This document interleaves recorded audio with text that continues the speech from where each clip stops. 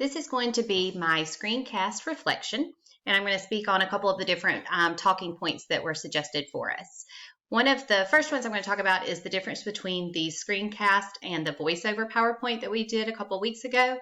For me, I see the benefits of the voiceover PowerPoint because a lot of that is content that we already have created in our for our classes, and then being able to just add the personal element of having the voiceover. So I did see where that would be easier to introduce into the classroom or into our curriculum for just the ease of the fact that a lot of the content is already there in the form of a PowerPoint and we're just adding the voiceover to it.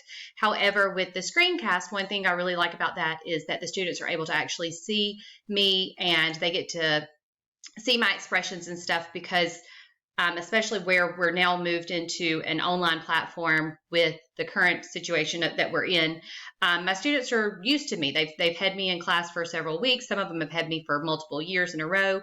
And so they get to see a lot more emotion and stuff from me than just hearing it in my voice with the voiceover. So I do see where the screencast and being able to show a demonstration video or just being able to talk through a PowerPoint, I see where that has a more personal approach to it. And I think that that's definitely one of the good things about the screencast. One of the other things that I want to talk about was just one of the aspects that I found to be the most challenging with the screencast, and that was just the confidence to just go with it. However, after watching your video on where you encouraged us not to spend just hours working on it, to don't worry about the pauses because our students are used to that, or don't worry about if we mess up, just correct ourselves and keep going. And so I tried to take that approach because I did hound myself a little too hard probably with the voiceover PowerPoint of making sure that it was perfect, so to speak, to the best that it could be. So this assignment, I really just focused on making sure that I covered the content and corrected myself if I made an error, but not worried so much about, is it perfect? Are the kids going to, as long as the students were able to see exactly what I was trying to show and get across, then I was willing to move forward with it. So it only took me a couple of times. So that was one of the good things about the screencast, but that was one of the aspects that I was a little nervous about, apprehensive about, but I still just decided to go with the approach of just go with it as long as the content is delivered appropriately. And then the last thing that I want to talk about as far as how I would plan to incorporate screencast into my current classroom.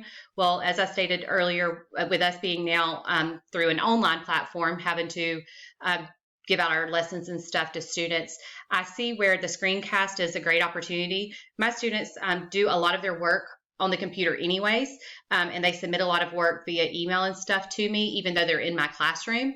So I do see where having the screencast could be very beneficial to me, just because even just being able to explain what their assignment is, but then having the small video over to the side that is me actually explaining it to them, so that they get to see that one-on-one interaction, and they see where I'm also working. I understand that they're having to adapt to a new format, but I want them to see that I'm willing to do things that help them with this new situation that we're all in as far as digital learning.